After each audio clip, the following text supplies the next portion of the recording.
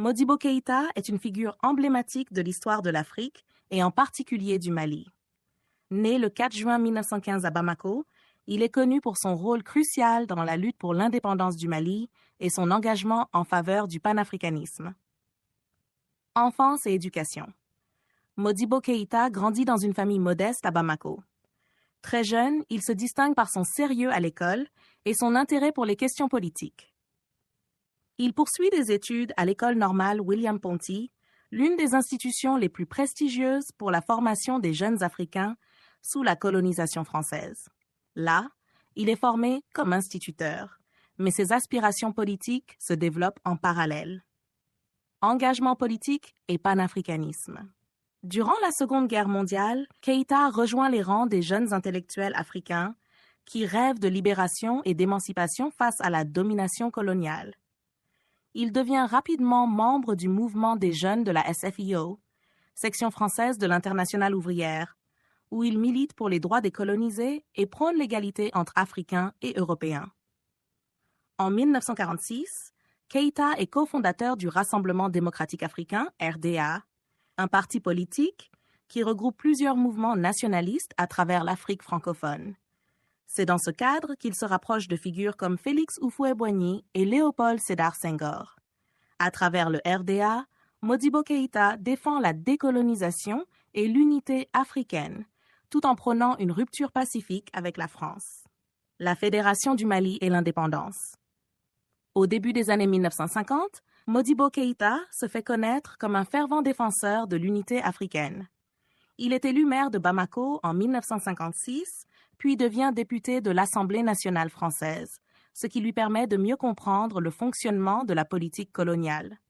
Cependant, il ne renonce jamais à son rêve de voir l'Afrique unie et indépendante. L'un des projets les plus ambitieux auxquels Modibo Keïta prend part est la création de la Fédération du Mali en 1959, qui vise à unir plusieurs territoires d'Afrique de l'Ouest. Cette fédération réunit à l'origine le Mali et le Sénégal, mais en raison de désaccords politiques, elle ne dure que quelques mois. Le 22 septembre 1960, après la dissolution de la Fédération du Mali, le Soudan français, aujourd'hui le Mali, proclame son indépendance avec Modibo Keïta comme premier président. Sa vision d'une Afrique unie et socialiste reste au cœur de son action politique. Il instaure un parti unique, l'Union soudanaise RDA, et adopte des réformes socialistes, notamment dans l'agriculture et l'éducation. Les défis du pouvoir. Le mandat de Modibo Keïta n'est pas sans difficulté.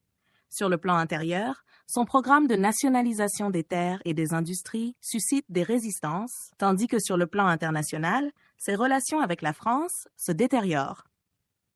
En 1972, il retire le Mali de la zone franc, ce qui provoque une grave crise économique. Toutefois, il reste fidèle à ses idéaux socialistes et panafricanistes, renforçant les liens avec d'autres pays africains et de l'Est. Son mandat est également marqué par des tensions politiques croissantes. En 1968, à la suite d'une série de crises économiques et d'opposition politique, Modibo Keïta est renversé par un coup d'État militaire dirigé par le lieutenant Moussa Traoré. Il est emprisonné jusqu'à sa mort en 1967. Chache-héritage.